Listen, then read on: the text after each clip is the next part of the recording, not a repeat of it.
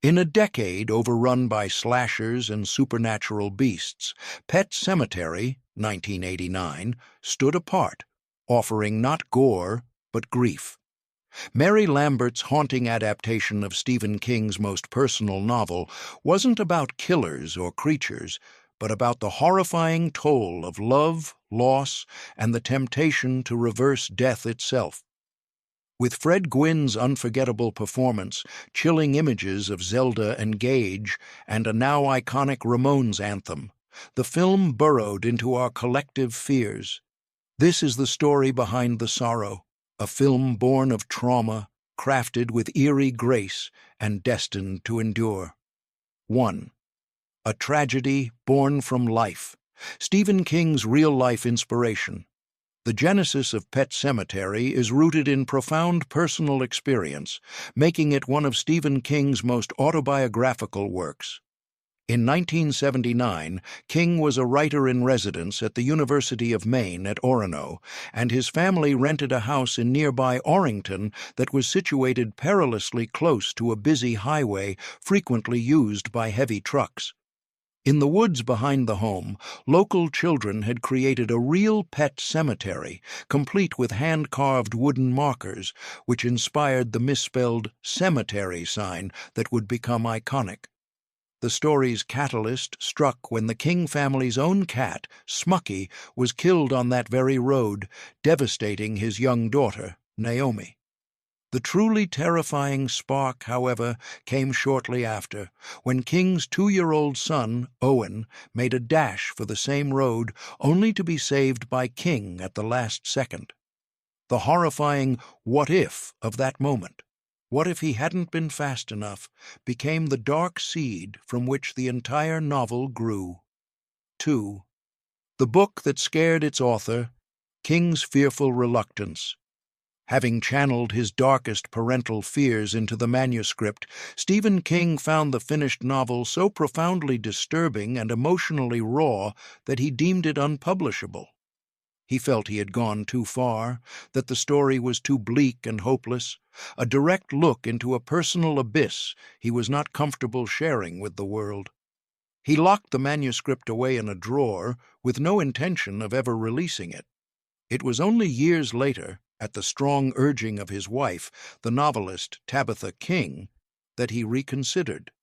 Facing the end of a publishing contract that required one more book, Tabitha convinced him that the work was too powerful to remain hidden, and that its exploration of grief, however painful, was valid and important. King reluctantly agreed, and Pet Sematary was published in 1983. To this day, he maintains it is the single most frightening book he has ever written. 3. An alternate timeline. George A. Romero's planned version, for years, the director's chair for Pet Sematary, was meant for another horror legend, George A. Romero. A friend and frequent collaborator of King's, most notably on the classic anthology Creepshow, 1982, Romero bought the film rights in 1984 and was passionately attached to the project. He spent several years developing the script and was poised to direct. However, the pre-production phase was plagued with delays, and Romero eventually faced a significant scheduling conflict with another film he was committed to, the 1988 psychological thriller Monkey Shines. Forced to choose, Romero ultimately had to withdraw from Pet Sematary, leaving the project without a director. Romero's departure is one of horror's great what-if scenarios, as his version would have likely been grittier and more focused on social commentary, offering a fascinatingly different take on the material. 4. A director who understood. Mary Lambert's winning pitch. With Romero's exit, producer Richard P. Rubenstein and Stephen King began the search for a new director. The job ultimately went to Mary Lambert, a director primarily known for her stylish and award-winning music videos for artists like Madonna, Like a Prayer, Material Girl, and Janet Jackson. While her visual flair was a plus, it wasn't what secured her the job. King, who had final say on the choice of director, was most impressed by Lambert's profound understanding of the novel's emotional core. During their meeting, she demonstrated an encyclopedic knowledge of the book and spoke eloquently about its themes of grief, family dynamics, and the psychology of loss. She convinced King that she saw it not just as a creature feature, but as a human tragedy. Her respect for the source material over her pre-existing filmography is what won his trust. 5. A faithful scribe. Stephen King's rare screenplay role. Stephen King has famously had a contentious relationship with many of the cinematic adaptations of his work, often expressing displeasure with deviations from his source material. To prevent this with his most personal story, he took the rare step of writing the screenplay for Pet Sematary himself. This direct involvement ensured that the film would remain remarkably faithful to the novel's structure, characters, and tone. The film's most iconic and chilling monologues, particularly Judd Crandall's haunting tale of Timmy Baterman, are lifted almost verbatim from the book. King remained on set for much of the production, serving as a guiding voice and approving the minimal changes that were made, resulting in what is widely considered one of the most faithful King adaptations ever produced. 6. A non-negotiable location. The Maine filming mandate. For Stephen King, the state of Maine is more than just a setting. It is a character in and of itself, its specific atmosphere, landscapes, and dialects woven into the DNA of his stories. For Pet Sematary, he made it a contractual obligation that the film be shot entirely on location in his home state. He wanted the film to capture the authentic look and feel of rural Maine, from its deep, dark woods and rocky soil to its distinct architecture. The production team honored this, using a variety of locations primarily in the Bangor area, where King resides.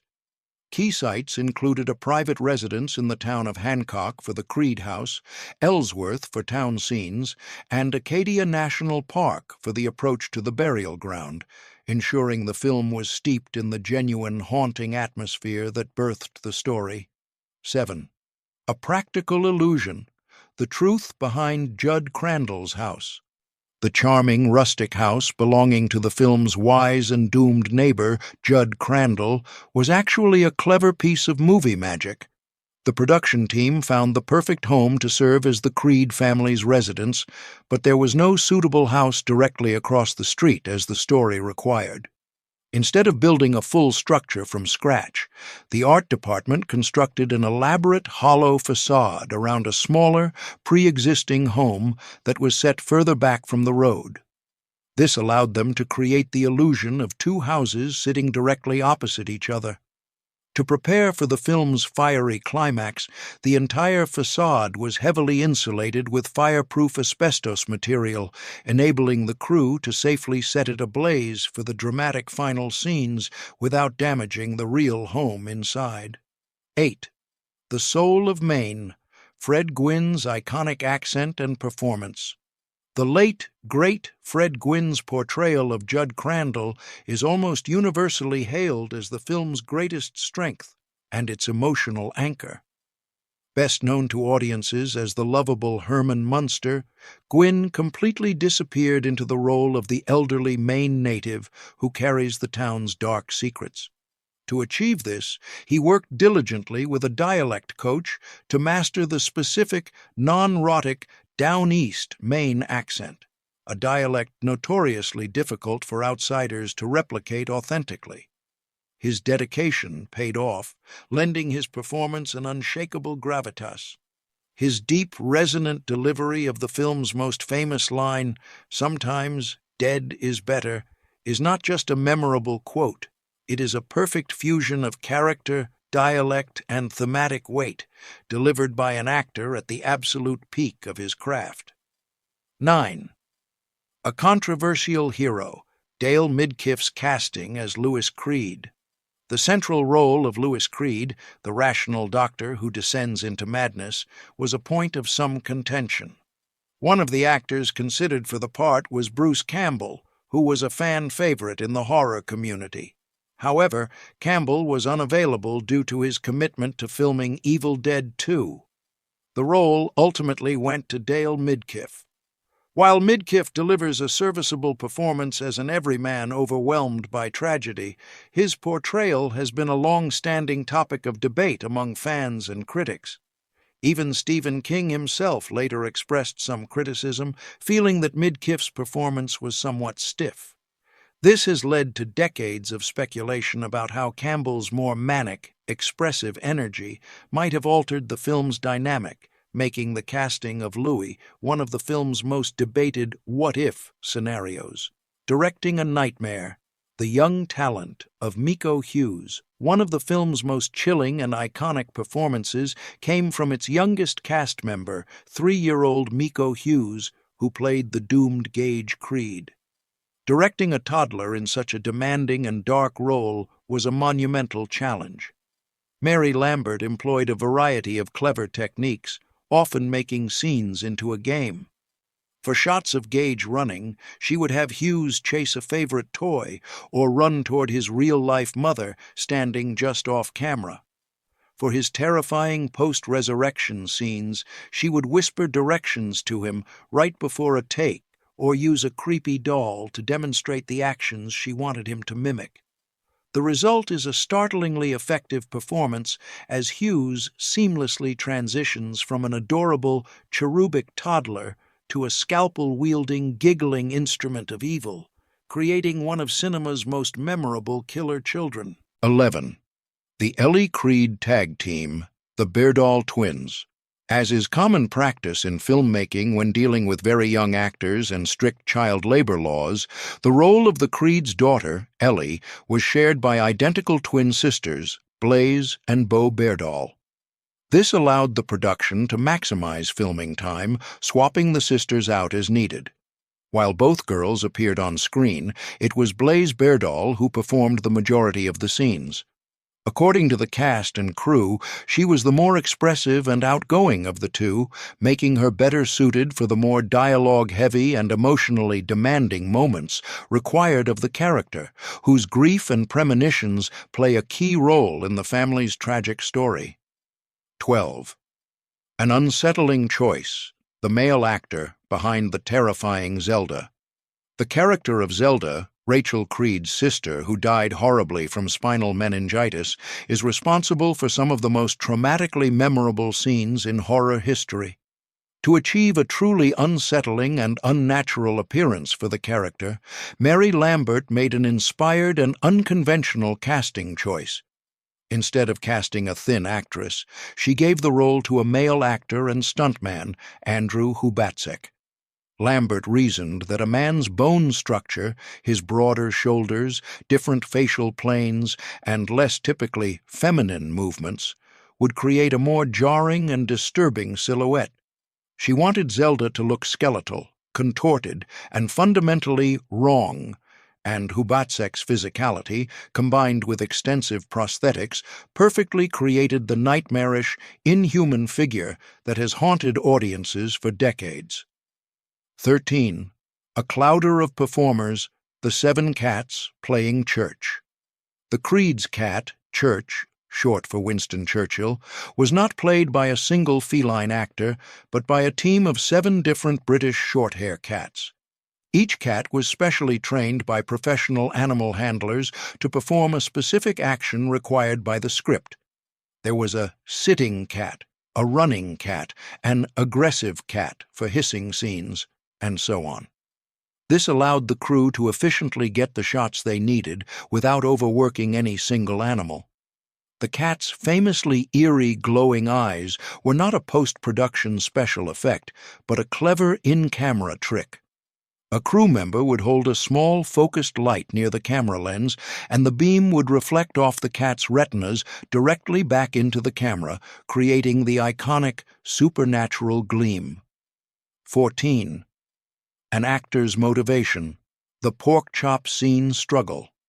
While the team of cats was professionally trained, animals are often unpredictable on a film set, and one of the most difficult scenes to capture involved a very simple action. According to Mary Lambert, the single hardest moment to film with the cats was getting Church to walk across the kitchen and eat a pork chop that had been left on the counter. Despite numerous takes and attempts to entice the cat with treats and praise, the feline performer was simply uncooperative. The crew spent hours on this one simple shot, a humorous and frustrating example of the unique challenges that come with relying on non-human actors to hit their marks. 15. The Omission of the Wendigo, a subtle evil. In Stephen King's novel, the malevolent power animating the Micmac burial ground is explicitly identified as the Wendigo, a cannibalistic evil spirit from Native American folklore. The book describes it as a vast, ancient, and cosmic entity that has soured the ground, causing those buried there to return as demonic parodies of their former selves. For the film adaptation, King and Lambert made the deliberate choice to make this presence far more ambiguous. The Wendigo is only subtly implied twice in the film, once when Lewis hears a massive tree branch crash in the woods, and again when he hears a strange, guttural howl during his trek to the burial ground. This decision streamlines the mythology, making the source of the evil more mysterious and terrestrial, focusing the horror on the ground itself rather than an external, named entity. The Minister of Death. Stephen King's poignant cameo, following a tradition that would become a hallmark of his adaptations, Stephen King himself makes a brief but significant cameo appearance in the film. He plays the minister presiding over the funeral of little Gage Creed. It's a particularly poignant and layered appearance. King, as the author who imagined this entire tragedy, is literally present to eulogize the character whose death forms the story's emotional crux. Dressed in clerical robes and speaking words of comfort that he himself wrote, his Hitchcockian moment in Pet Sematary is arguably his most thematically resonant cameo, placing the creator at the very center of his creation's darkest hour. 17. An instant punk anthem, the story of the Ramones theme song. The film's iconic theme song came about through a perfect alignment of punk rock and horror royalty.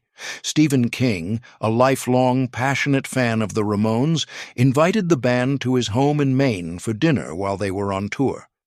During the visit, he gave bassist Dee Dee Ramone a copy of the Pet Sematary novel.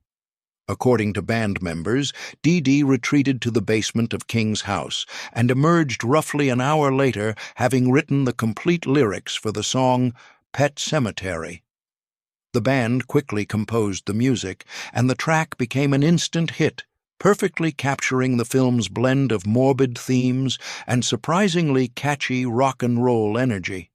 The song was a commercial success, reaching number 4 on the Billboard Modern Rock Tracks chart and forever linking the legendary punk band with King's terrifying story.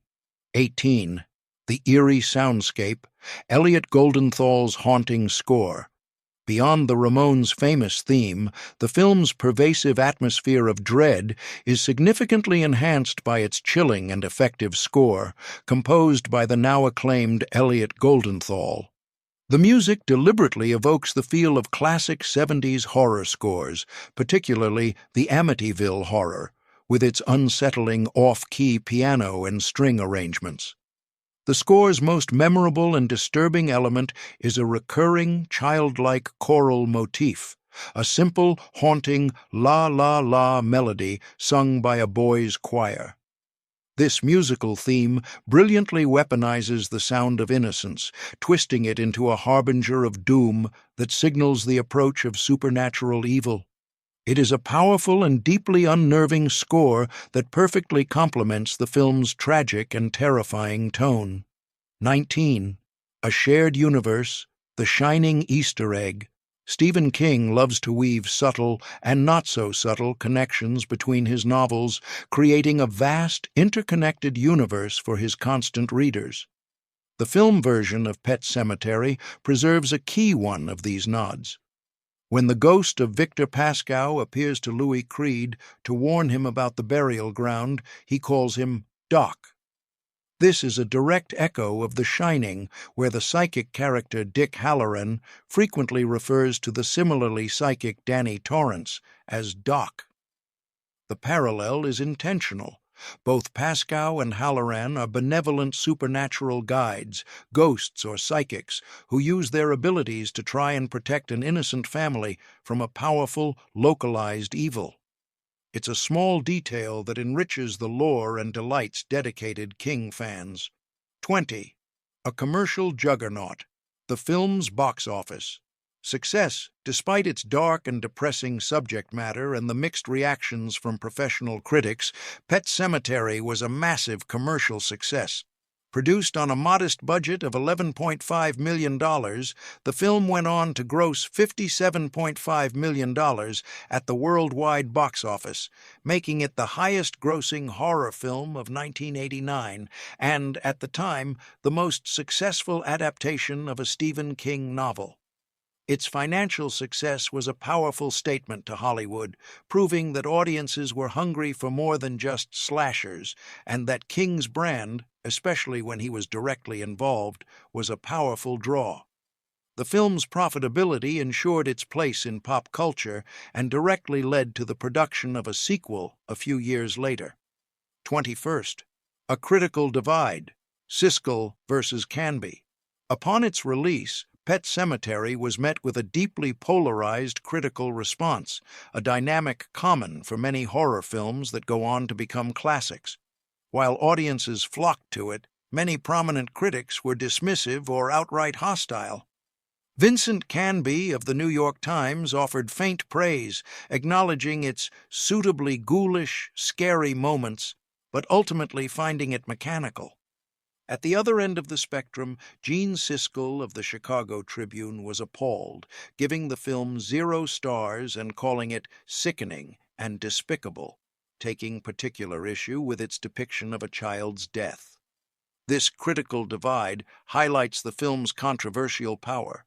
Its raw, emotional horror was seen as effective and resonant by many viewers, but as exploitative and tasteless by a significant portion of the critical establishment. The power of a test audience, the reshot, darker ending. The film's final shocking jump scare was not part of the original cut. In Mary Lambert's initial version, the film ended on a more ambiguous and arguably bleaker note. After Louis is confronted by his resurrected monstrous wife, Rachel, the scene would end with her picking up a knife, followed by a cut to black, leaving her attack on Louis implied but unseen. However, when this version was shown to test audiences, the feedback was clear. They wanted a more definitive and shocking climax. Paramount executives agreed, and the crew was reassembled to shoot the now famous final shot where Rachel places her decomposing head on Louis's shoulder, whispers, "Darling," and her knife comes down as the screen cuts to black. It was a concession to audience expectations for one last jolt. 23rd. An Unlikely Green Light. The 1988 writers' strike. The film's journey to production was given an unexpected and crucial boost from a major industry-wide event, the 1988 Writers Guild of America strike. The strike lasted for 153 days and brought nearly all new television and film development to a grinding halt. With studios unable to commission or develop new screenplays, they became desperate for strike-proof projects, films that already had a completed, polished script ready for production. Stephen King's screenplay for Pet Sematary was finished, approved, and sitting on a shelf at Paramount. This made it an incredibly attractive and valuable commodity. The studio fast-tracked the film into production, in part because it was one of the few high-profile projects they could legally and immediately move forward with during the industry-wide shutdown. 24. The Real Geography of Horror, Authentic Maine Locations. The production's commitment to shooting in Maine allowed them to incorporate several real-life locations that are iconic to the state and to Stephen King's own life. The emotional funeral scene for Gage Creed was filmed at Mount Hope Cemetery in Bangor, one of the oldest garden cemeteries in the nation. It is a place King himself has spoken of fondly and has been known to walk through for inspiration. The imposing building used to represent the University of Maine, where Louis Creed works, was actually the Ellsworth Town Hall. Using these authentic, tangible locations gave the film a powerful sense of place and verisimilitude, grounding its supernatural horrors in a very real and recognizable world. 25th. A director's motivation. Blaise Berdahl's on-camera tears, directing child actors to convey deep and complex emotions, is one of filmmaking's greatest challenges. During a scene that required the character of Ellie to cry, young actress Blaise Berdahl was struggling to produce genuine tears. Lacking the life experience to draw upon a sad memory, she was unable to perform the emotion on cue. According to on-set reports documented on IMDb, Mary Lambert resorted to a pragmatic, if unconventional, bit of motivation. Knowing the young actress was saving her earnings, Lambert offered her a cash bonus for every tearful take she could deliver. The financial incentive apparently worked, and Lambert was able to get the emotionally resonant performance the scene required. 26. The Loneliness of a Ghost. Victor Pascow's Isolated Lunches. The makeup for Victor Pascow, the friendly ghost with a gruesome head wound, was so disturbingly realistic that it had an isolating effect on actor Brad Greenquist. The graphic prosthetic, which exposed part of his brain, was so effective and stomach-churning that many cast and crew members found it difficult to be around him during meal breaks. Greenquist recounted in later interviews that he often ended up eating lunch alone, as his gory appearance tended to ruin the appetites of his castmates. It's a testament to the incredible work of the makeup effects team that their creation was so convincing it became a source of genuine discomfort even when the cameras stopped rolling. 27th. An Ethical Nightmare. The Sedation of Church, the Cat. One of the film's most disturbing sequences involves Louis Creed euthanizing the resurrected demonic church by injecting him with a fatal dose of morphine. To achieve this scene safely and humanely, the production worked under the strict supervision of the American Humane Association. The cat actor was lightly and safely sedated by a veterinarian for the brief shots where it needed to be held still. The needle used by actor Dale Midkiff was a prop with a retractable, blunt tip, ensuring that the cat was never actually punctured or harmed in any way. This careful, supervised process allowed the filmmakers to create a deeply unsettling and realistic scene without compromising the welfare of their animal performers. 28th. Manufacturing a Nightmare. The construction of the burial ground. The ancient Micmac burial ground, with its concentric spiraling stone mounds, was not a naturally occurring location, but a massive and impressive set constructed by the production team. After scouting various locations, the filmmakers chose a barren, granite-topped mountain within Acadia National Park. The site was essentially a quarry, providing the rocky, desolate atmosphere they needed. The art department then brought in heavy machinery, including bulldozers, to move tons of rock and earth, painstakingly constructing the eerie, circular mounds that give the burial ground its distinct and ancient look. It was a significant feat of engineering and set design, creating one of cinema's most memorable and ominous horror locations from scratch. 29. The horrifying artistry of Zelda's makeup. The physical manifestation of Zelda required an arduous and transformative makeup process. Actor Andrew Hubatsek spent approximately 6 hours in the makeup chair each day he was scheduled to film. The extensive prosthetic work was designed to realistically mimic the horrifying effects of spinal meningitis on the human body. This included appliances that created a severely curved, protruding spine, facial prosthetics that twisted his mouth into a permanent, agonized grimace, and sickly, jaundiced contact lenses. The result was a figure of pure body horror, a realistic depiction of a body ravaged and contorted by disease, and its horrifying success is a major reason why Zelda remains one of the most nightmare-inducing characters in film history. 30. From mixed reviews to iconic status, the film's cult legacy. Despite its critical drubbing upon release, Pet Sematary has only grown in stature over the decades, solidifying its place as a beloved cult classic. Its reputation flourished on VHS and cable, where a generation of fans discovered its potent scares and emotional depth. In the age of social media, the film is frequently celebrated, with fans on platforms like X, formerly Twitter, and in horror forums consistently citing Zelda's appearances and Gage's transformation as formative and terrifying cinematic moments.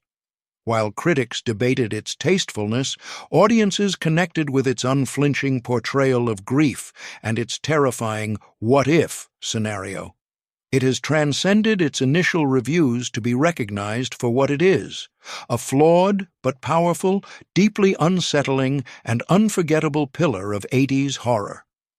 More than 30 years on, Pet Sematary still lingers, like grief itself. Its horror isn't just in the visuals, but in the question it dares to ask: what would you do to undo death? Mary Lambert's haunting vision, Fred Gwynne's aching humanity, and King's unflinching script created something rare, a horror film that bleeds. Its message is clear, brutal, and unforgettable. Sometimes dead really is better.